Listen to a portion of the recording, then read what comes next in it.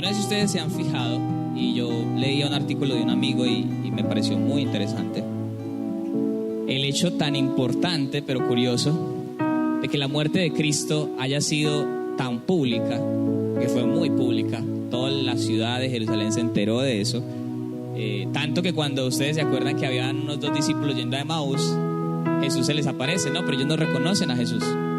Y Jesús les pregunta, bueno, ¿de qué están hablando? Y ellos dicen, ¿cómo así que no sabes de qué estamos hablando? Si en Twitter fue trending, en Facebook no hacían nada más que hablar de la muerte de Jesús. Todo el mundo sabe qué pasó este fin de semana, ¿cierto? Así que eso fue muy público. Pero la resurrección de Jesús no lo fue. Fue visto por pocas personas. Y eso es muy interesante. ¿Por qué la vergüenza es tan pública, no? Porque la vergüenza es que todo el mundo la ve, todo el mundo se ríe, se burla o llora según su lado, pero la resurrección, la alegría de esa resurrección, son muy pocos los que lo ven. Digamos, por decir un número, que 5,000 personas se enteraron de la muerte de Jesús y 400 personas se enteraron de su resurrección o lo vieron. Y muchas veces cuando se nos ha predicado y hemos escuchado, e incluso los que tenemos el privilegio de hacerlo, predicamos acerca de cómo Dios restituye las cosas, nos parece que la restitución tiene que ser de esa manera. Imagínense a Jesús resucitado sobre el Calvario, con truenos, relámpagos, centellas, diciendo, aquí estoy, ¿cierto? Y todo el mundo vuelto loco, ¿no? Caifás y toda la gente. Esa nos parece que debería ser la manera en cómo Dios debería restituirle a Jesús su vergüenza o su gloria, más bien. Y todos sabemos que Jesús un día va a volver. Bueno, algunos por acá saben, por acá de pronto algunos no. Y no va a volver tan privadamente como cuando se resucitó. Pero hay un lapso, hay un paréntesis en donde Jesús resucitó en privado y muy poca gente lo vio vivo después de verlo muerto. Yo no sé si ustedes saben de ese mito que hay de Pablo Escobar, ¿cierto? Yo cuando era chiquito y en el colegio decía, no, Pablo Escobar aún está vivo, él es mi padrino. Yo tenía un compañero que me decía eso, ¿cierto? O de Osama Bin Laden y todas estas teorías de conspiración, si está vivo, si está muerto, ¿no? Todo eso. Ayer yo estaba viendo cuando, algunos de ustedes recordarán, el transbordador Challenger explotó minutos después de despegar, ¿cierto? Y la teoría, no, estas personas aún están vivas, ellas nunca estuvieron muertas, todo fue un montaje, todo eso. Pero en realidad uno no sabe. Y digamos que así era como veían a los primeros cristianos, ellos hablando de un Jesús vivo, pero solo poquitas personas lo han visto. Así que pues era razonable que hubiera duda, que los que lo vieron muerto y que no lo han visto vivo, pues digan como, ¿será que sí es verdad? Y es la iglesia la que está llamada a mostrar a un Cristo vivo antes de que Él vuelva. Ese es el punto, de que la resurrección de Jesús haya sido privada, porque fue a su iglesia a la que Él resucitó, a la que Él vino y se les presentó vivo. Y ahora es la iglesia la que tiene que mostrar a un Jesús vivo, porque Él no anda por ahí, no lo vemos en televisión, la gente nos ve a nosotros. Y la pregunta es, ¿qué ve la gente? Y hay muchas respuestas para eso, ¿no? Buenas y malas. Pero nuestra responsabilidad es mostrar a un Cristo vivo. Y yo quiero hablar acerca de algo hoy que todos conocemos, pero que está en la misma fundación o el mismo fundamento de que es ser cristianos, pero muchas veces nuestra vida se le olvida diariamente lo que tiene que hacer. Vamos a Mateo 16.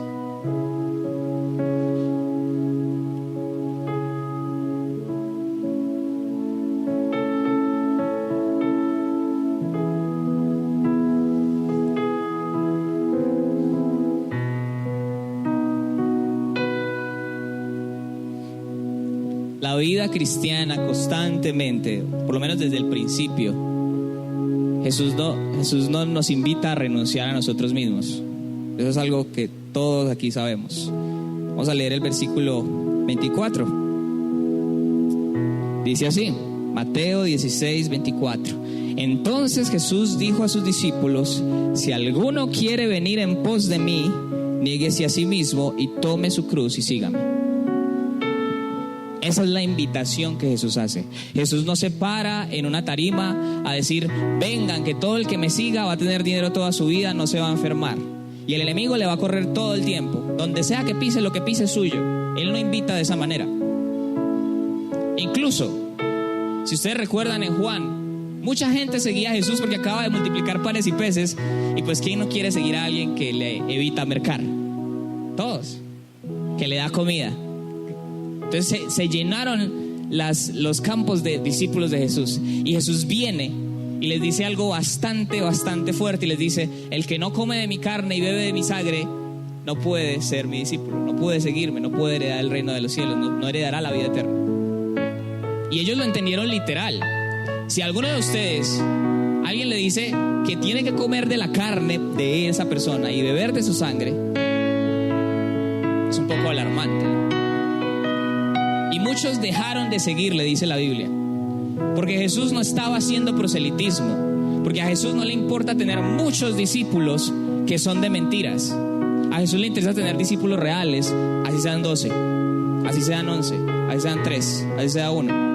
Pero Él vino a ser discípulos reales. Así que uno no ve a Jesús. O sea, imagínese que usted fuera discípulo de Jesús o yo. Por lo menos me pongo los zapatos de los discípulos y digo: Señor, pero mira a toda esta gente, ¿cómo se te ocurre decirle algo así? ¿Por qué hablas tan fuerte? Todo pastor, incluyendo a nuestro pastor, y nadie lo juzga por eso, mi papá es pastor, anhelaría tener una iglesia muy grande, porque eso significa mucha gente salva, porque eso significa mucha gente sirviendo, porque eso significa mucha gente en el reino de Dios haciendo la obra. Ningún pastor en la tierra podría decir: yo no quiero tener una iglesia grande, yo no quiero tener muchos miembros. Eso no sería cierto. Pero ustedes ven a Jesús, que no se afana por las multitudes, que lo siguen por malas motivaciones. Ahora Jesús nos está diciendo: el que quiere ser mi discípulo, o si alguien quiere venir en pos de mí, niéguese a sí mismo, tome su cruz y sígame. Les hice una pregunta al empezar y les dije: ¿qué es lo que la gente ve? Ahora les hago otra pregunta: ¿a quién estamos siguiendo? ¿Es a este Jesús? ¿O es a un Jesús que no nos pide incomodarnos diariamente? Y eso es muy fácil de responder. ¿Qué tanto se incomodó usted ayer? A ese Jesús fue usted el que siguió. Así de sencillo. ¿Qué tanto me incomodé yo ayer? Porque tomar la cruz es bastante incómodo. Seguimos a un Jesús que hemos construido nosotros según nuestras expectativas, nuestras necesidades. Un Jesús que nos perdona todos los pecados y que no tenemos que hacer ningún compromiso con Él. Porque pues Jesús es amor, Dios es amor y nos ama y ya. Y una caricatura que no es Cristo. Así que vamos a ver esas 3 frases. Lo primero que Jesús nos dice es que nos tenemos que negar a nosotros mismos. Dentro de todos nosotros hay una ley real, viva, es en serio que está, y es una ley del egoísmo. Nuestro bienestar sobre el de los demás es prioritario. Si mi bienestar da bienestar a otras personas, pues chévere. Si no lo hace, pues por lo menos cumplo con mi bienestar. Y siempre buscamos nuestra comodidad. Es normal, es natural en todo ser humano buscar la comodidad. Por eso no nos gusta madrugar. Bueno, de pronto aquí hay alguno que le guste esos especímenes, esos raros, pero la mayoría de nosotros no nos gusta. Y no nos gusta madrugar si nos toca ir a hacer algo para otra persona.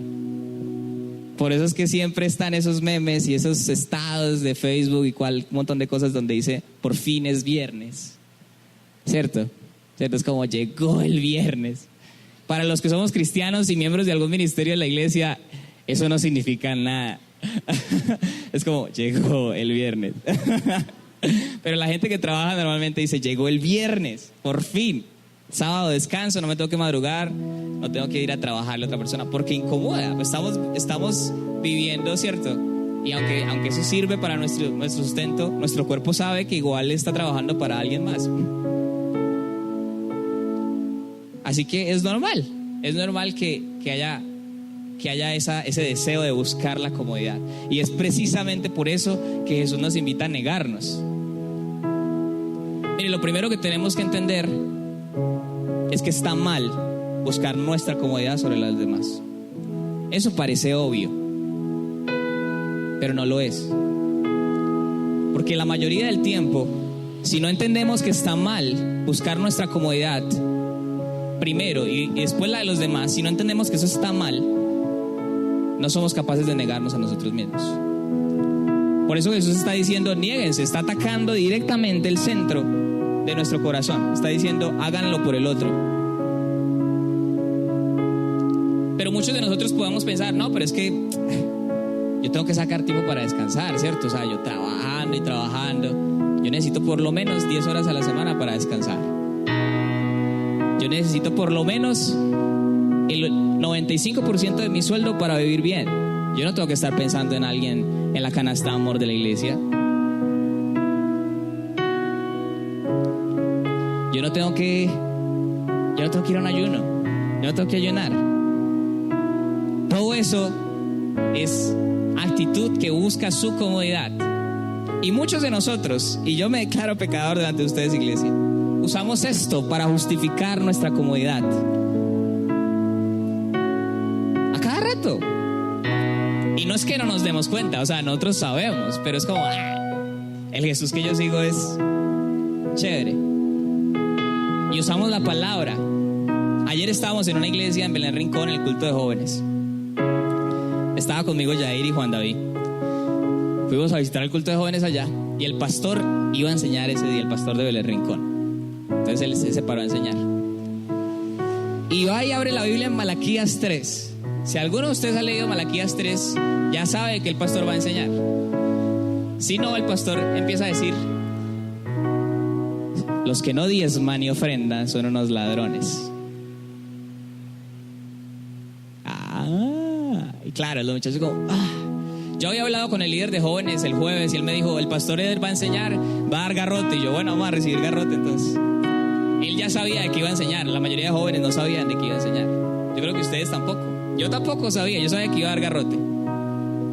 Claro, y él dice, abramos nuestra Biblia, Malaquías 3, y ya todo el mundo, me dolió, bolsillo. Porque sabíamos de qué iba a hablar. Y él hablaba de una actitud que le pasaba en el seminario, porque él estudió en el seminario como Jair, y él decía, muchos de mis compañeros decían, como ya no estamos bajo la ley, ya no hay que ofrendar, ya no hay que diezmar. Eso era del Antiguo Testamento. ¿Qué es hacer eso? No es decir una mentira. Él no está diciendo una mentira cuando dice eso. El diezmo era obligatorio por la ley y ya no estamos bajo la ley, es verdad. Pero estoy justificando mi falta de generosidad con la Biblia. Y entonces una verdad que se supone que debe darme vida me da muerte. Justifica mi mala actitud, justifica mi falta de agradecimiento. Mira, el miércoles hablamos acerca del muro que tenemos ahí, ¿no? Y de la parte de acción de gracias. Yo creo que si no la ha visto, mírenla. Hermanos, usted no necesita tener una petición de oración que el Señor se la responda y luego dar gracias. Tranquilamente usted puede ir, escribir una acción de gracias y ponerla ahí. Así no haya estado en oración. Ojalá que llenemos esa acción de gracias. Pero eso habla mucho de la iglesia, de todos. Podemos estar muy agradecidos y la Biblia nos invita a decir las acciones de gracias. Y bueno, a algunos no les gusta pararse aquí, pero otros podemos escribir allá. Pero muchas veces usamos esto para no negarnos. Y entonces cuando nos encontramos con un pasaje como esto en donde Jesús dice, niéguense, entonces viene y dice,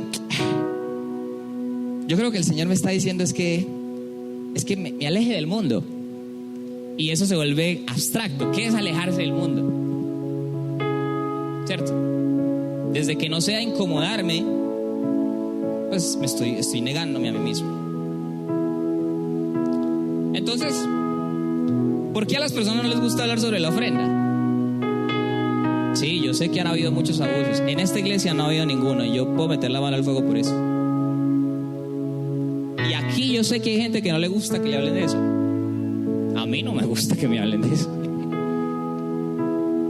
¿Por qué no nos gusta? Porque eso es nuestro deseo en nosotros. Es como, no, ¿por qué tengo que dar yo dinero? ¿Por qué no nos gustan los ayunos? Porque los ayunos no son llenos así como hoy. ¿O por qué nuestros tiempos privados de ayuno, cuándo fue el último? ¿Por qué no hay? ¿Por qué no evangelizamos más? Eso es lo que pasa diariamente. Diariamente, cuando el Señor nos invita a negarnos, pues preferimos no hacerlo, porque es lo más fácil. No negarnos es muy fácil. Afirmarnos es muy fácil. Decirnos sí a todo, consentirnos. Pero imagínense los que son madres y padres acá, decirle sí a todo lo que el hijo le pide, pues lo está malcriando.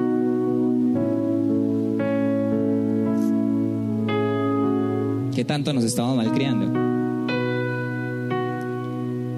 En los 3 evangelios, Marcos, Mateo, Lucas, aparece este pasaje: niéguese a sí mismo, tome su cruz y siga. Y aparecen dentro del mismo contexto. Yo quiero que miremos el contexto un poco. Capítulo 16, versículo 13. Dice: viniendo Jesús a la región de Cesarea de Filipo, preguntó a sus discípulos diciendo: ¿quién dicen los hombres que es el Hijo del Hombre? Ellos respondieron: unos Juan el Bautista, otros Elías y otros Jeremías o alguno de los profetas. Él les dijo: ¿y vosotros quién decís que soy yo? Respondiendo Simón Pedro dijo: tú eres el Cristo, el Hijo del Dios viviente. Entonces le respondió Jesús: bienaventurado eres Simón, hijo de Jonás, porque no te lo reveló carne ni sangre, sino mi Padre que está en los cielos. Y yo también te digo que tú eres Pedro, y sobre esta roca edificaré mi iglesia, y las puertas del Hades no prevalecerán contra ella. Vamos al 21. Desde entonces comenzó a Jesús a declarar a sus discípulos que le era necesario ir a Jerusalén y padecer mucho de los ancianos, de los principales sacerdotes y de los escribas, y ser muerto y resucitar al tercer día. Después de que Pedro, delante de los otros compañeros discípulos, dice: tú eres el Cristo, entonces Jesús se encarga de mostrarles una imagen o una fotografía completa del Cristo. Porque ellos tienen una versión del Cristo en su mente, la han tenido durante años, siglos. Ellos esperan a una versión de Cristo. Y en los 3 pasajes, después de que pasa esta declaración de Pedro, Jesús dice: y entonces Jesús empezó a declararles que al Hijo del Hombre le era necesario padecer. Porque eso hace parte del Cristo real. Él tenía que morir. Él tenía que morir a manos de los fariseos. Y eso no les cabe en la cabeza a los discípulos. La figura de un Mesías que muere, pues no sirve mucho, porque se supone que el Mesías viene a liberarlos. Entonces si lo matan, pues ¿cómo lo logra? ¿Cierto? Muchos de los que están aquí pueden tener esos aires de nostalgia diciendo: ¿cómo sería el país si no hubieran matado a Galán? Si no hubieran matado a Jorge Eliezer. Pues nunca lo sabremos. Pero uno esperaba que algo cambiara, ¿no? Entonces imagínense eso. Si matan a Jesús, pues ¿qué cambio puede haber? Y Jesús se encarga. En los 3 pasajes, usted los puede leer después, está en Lucas, está en Marcos. En los 3 pasajes Jesús dice lo mismo. Después de que Pedro dice que él es el Cristo, después de que él les dice: sí, yo soy el Cristo, no le digan a nadie, él les empieza a decir que él era necesario morir, porque eso hace parte de la imagen de Cristo. Y si tenemos a un Cristo que muere, que se niega a sí mismo, entonces ¿cómo somos los cristianos? ¿Cómo tenemos que ser? Tome su cruz. Es la segunda cosa que nos dice. Claro, primero necesitamos negarnos a nosotros mismos, porque tomar la cruz sin negarnos a nosotros mismos no es posible. No podemos. Los evangelios fueron escritos después de que Jesús ascendió a los cielos. Así que una vez más haga el esfuerzo conmigo, como lo hemos hecho en algunas otras enseñanzas, y pongámonos en los zapatos de la gente que leía esto por primera vez. En los zapatos de Juan, que tuvo que estar ahí al pie de la cruz viendo a Jesús morir. En los zapatos de estas mujeres que en el camino lloraban, ¿cierto?, viendo a Jesús caminar hacia el Calvario. Pongámonos en los zapatos de ellos, porque para nosotros la cruz simboliza algo distinto, pero ellos sabían bien que era la cruz. La cruz no es un collar que uno carga. La cruz no es un símbolo de victoria como puede ser ahora para nosotros. Cuando Jesús les dijo a ellos, tomen su cruz, ellos sabían qué significaba eso. Y no solo sabían, por muchos ejemplos, ellos vieron la cruz de Jesús. Así que ellos saben qué les está pidiendo. Así que imagínense a un Juan que vio cómo torturaron a Jesús, y los que han visto la pasión de Cristo se pueden hacer una idea, que vio cómo lo crucificaron, y va y relee el Evangelio de Mateo un día y dice, Jesús, tome su cruz. Lo está invitando a algo que no es muy placentero. No es como un paseo de festivo, no es un día de sol. Tome su cruz. Esa es la invitación que Jesús hace.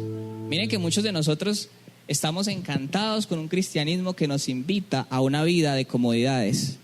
Es por eso que nosotros no estamos de acuerdo con algo como el Evangelio de la prosperidad, porque eso no es una teología. Porque el Evangelio de la prosperidad invita a una vida de comodidad. Invita a una vida en donde a uno no va a tener nunca deudas, uno siempre va a tener mucha plata, y uno siempre va a tener casa, carro. Y ustedes han visto a esos pastores que predican acerca de eso, y con buena o mala intención lo hacen, porque ellos la tienen, entonces se supone que todo el mundo debería tenerlo. Ayer alguien que apreciamos mucho de esa iglesia dice algo muy curioso, pero peligroso. Dice, no, yo estaba orando por un trabajo, porque ¿cómo es posible que un hijo de Dios ande sin trabajo? Y yo era como, hay un montón de hijos de Dios que andan sin trabajo. Un montón. Y no por eso dejaron de ser hijos de Dios, ¿cierto? Y yo lo entiendo, yo sé que él no lo estaba diciendo así, pero es una expresión que decimos sin cuidado. Porque ¿cómo es que un hijo de Dios anda a pie? Anda en metro, a la cívica, ¿cierto? Y lo hemos escuchado, yo he estado ahí escuchándolo. Y yo digo, ¿y cómo es que el Hijo de Dios muere en una cruz? O sea, a veces en serio preferimos un evangelio que se acomoda a nuestro egoísmo, a nuestra comodidad. Es normal que lo prefiramos, obviamente. Pero si un evangelio es cómodo, no es evangelio, porque el evangelio viene a transformar nuestras vidas. Y cuando decimos que viene a transformarnos es porque necesitamos transformación. Si el evangelio que nos gusta vivir no nos está transformando, no es el evangelio de Cristo. Yo se lo decía a los chicos en Luminares allá en el campamento. Hablábamos acerca de Filipenses 2, donde Pablo está en la cárcel, y Pablo dice, gracias a mis prisiones, él está en la cárcel, ¿no? Mucha gente en la cárcel ahora sabe que yo estoy aquí por causa de Cristo. Lo importante de ser conscientes de que nuestras peores situaciones, la luz de Cristo puede brillar sin ningún problema. Muchas veces tenemos una enfermedad en la familia, muchas veces tenemos deudas, estamos en problemas y perdemos el foco. Y es ahí donde Cristo quiere brillar, en la cárcel donde está Pablo, injustamente. Y él sabe, él es consciente de que él está en la cárcel, y ahí está para llevar el evangelio de Jesús. Y mucha gente se enteró. Y hablábamos acerca de Pablo y Silas, ¿cierto? Que cantaban allá al fondo. Los metieron hasta el fondo de la cárcel y se pusieron a cantar. Y es muy curioso, a mí siempre me ha gustado esa parte de la historia, que las puertas se abren y ninguno se escapa. Ningún preso en la cárcel se escapa. Y uno es como, escucharon a Pablo y Silas cantar. O sea, hay más de un ladrón, de pronto un asesino, de pronto algún violador, no sé, un revolucionario, hay un montón de gente mala ahí. Y se les abre la puerta y no salen. Entonces, cuando vivimos un evangelio que nos dice, aún crucificado en la cruz, Dios se glorifica, ese es un evangelio real. Ese es el Jesús que seguimos. Hay una canción católica que a mí me gusta mucho. Pues yo digo que es católica porque la cantan mucho los católicos, pero es hermosa esa canción, que se llama El Pescador. No sé si alguno de ustedes la conoce. ¿Cierto? Es muy bonita, muy bonita. Y hay una frase en esa canción brutal. Dice: tú necesitas mis manos, mi cansancio que a otros descanse. Y esa frase es brutal. Que mi cansancio traiga descanso a otras personas. Eso es tomar la cruz de Cristo.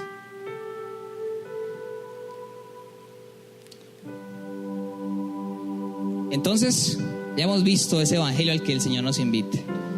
A los que hacen eso, a los que se niegan y a los que toman la cruz, esos son los cristianos reales.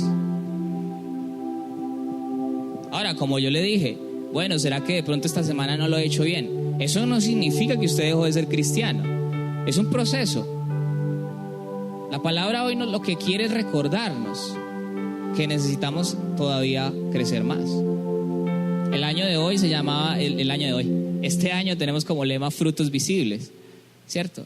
Y es el mismo punto. Es que hay que hacer algo mínimo. Si usted hace un arroz bien bueno, que eso que queda esa pega, cocayo bien rico, invite a alguien a almorzar un día de estos, ¿cierto?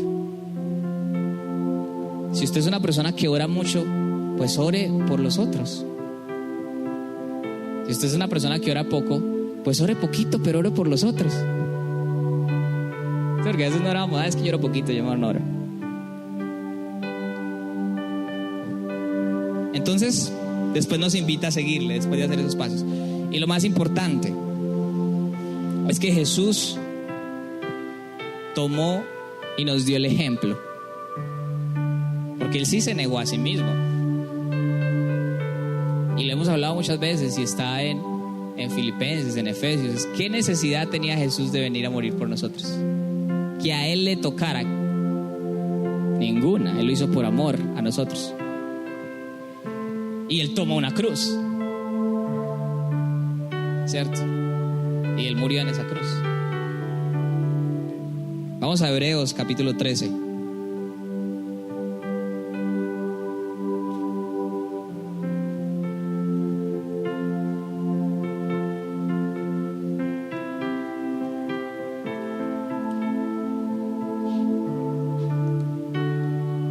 Hebreos 13, versículo 12 dice: por lo cual también Jesús, para santificar al pueblo mediante su propia sangre, padeció fuera de la puerta. Salgamos pues a Él fuera del campamento, llevando su vituperio. A mí me encanta esa expresión de salgamos a Él, porque Jesús está afuera del campamento. Lo que está diciendo el capítulo de Hebreos es que Jesús sale, porque cuando sacrificaban a un animal para el perdón de pecados, lo sacrificaban en el tabernáculo y después sacaban al animal y lo quemaban afuera. Y dice, por eso, así como hacían eso, Jesús salió pagando nuestros pecados con su propia sangre. Y dice, ahora vamos nosotros afuera. Porque es muy cómodo estar aquí adentro en la iglesia. Por eso cuando tratamos con nuestros familiares que no conocen nada de Dios, que es donde empieza tomar la cruz, negarse a sí mismo. Y Él nos está invitando, salgamos a Él, dice Hebreos, a Él. Dentro de nosotros mismos, ensimismados, no está Cristo. Él está afuera. Y ahora nos está diciendo, vengamos, vayamos a Él. Allá nos está esperando. Él fue primero. Él no nos está diciendo, vayan afuera, vayan al sacrificio, vayan a morir a ustedes mismos, vayan a tomar su cruz. Él está diciendo, vengan. O sea, Él ya lo hizo. Él fue primero. Segunda de Corintios, con esto voy terminando, capítulo 4.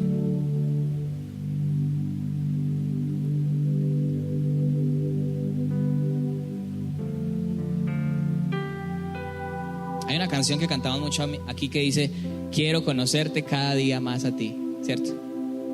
Todos nos gusta esa canción.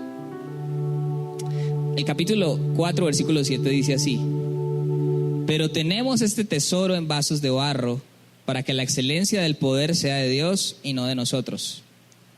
Nosotros que estamos atribulados en todo, mas no angustiados, en apuros, mas no desesperados, perseguidos, mas no desamparados, derribados, pero no destruidos, llevando en el cuerpo siempre, por todas partes, la muerte de Jesús, para que también la vida de Jesús se manifieste en nuestro cuerpo.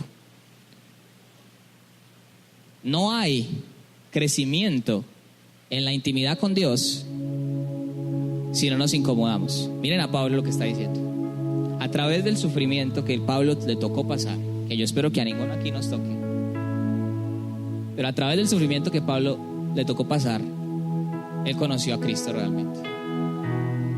Él dice: llevo la muerte de Cristo, para que así su vida también venga a mí. Sufro con Cristo. Por eso hablaba y empecé hablando acerca de la muerte y de la resurrección, porque queremos la vida eterna. Queremos estar en el reino de los cielos que ya está instalado, que estamos en él. Queremos vivir en ese reino.